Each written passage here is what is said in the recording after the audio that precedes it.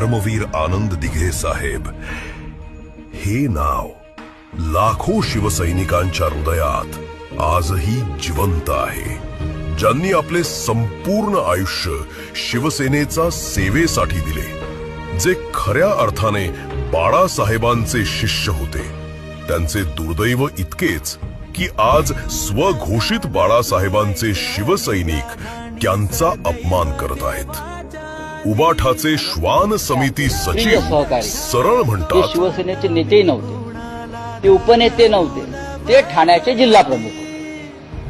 हा एक राष्ट्रीय कट आहे की बाळासाहेबांच्या बरोबरीने तुम्ही अजून एक फोटो लावा. लगेच दिघे साहेबांचे पंख छाटण्याचं काम सुरू झालं. त्यांना ज्या ज्या पद्धतीने वागवलं त्याचा साक्षीदार मी आहे. अपघात झाल्यानंतर बघायला आले नाही.